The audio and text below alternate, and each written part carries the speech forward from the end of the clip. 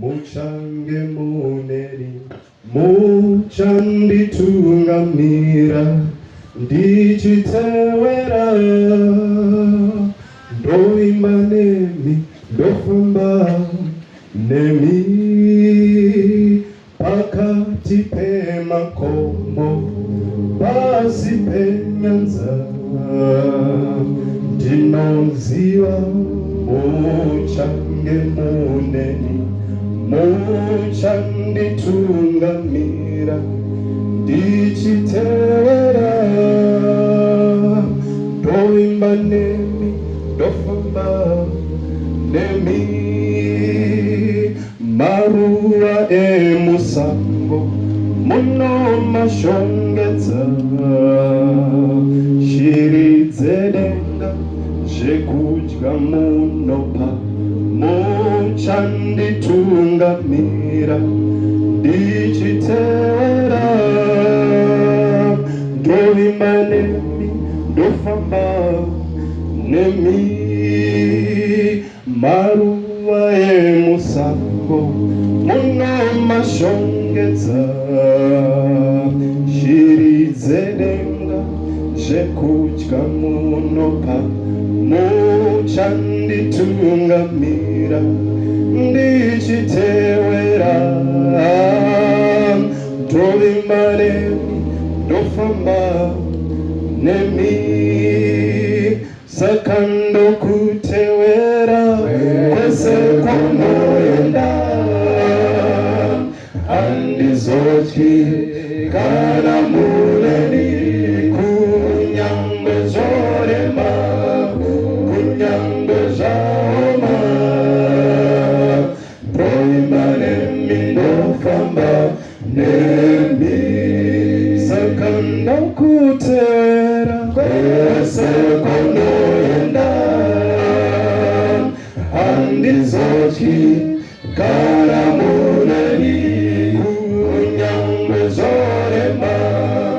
kunyangwe zvaoma ndoimba nemi ndofamba nemi inzwa shamwari Jesu anokuda anoda kuti umuraramire mukufara kwako nemukutambudzwa vimana Jesu ufambe naye inzwa shamwari Jesu anokuda anoda kuti umuraramire mukufara kwako nemukutambudzwa vimana Jesu ufambe naye saka ndokutewera kwese kunoenda handizotyi kana muneni kunyangwe zvorema kunyangwe zvaoma ndoimba nemi ndofamba nemi saka ndokutewera kwese kunoenda handizotyi kana muneni kunyangwe zvorema kunyangwe zvaoma ndoimba nemi ndofamba nemi kana namo dzazowanda kana namo dzandimomotera unotungamira ndichitewera ndoimba nemi ndofamba nemi kana namo dzazowanda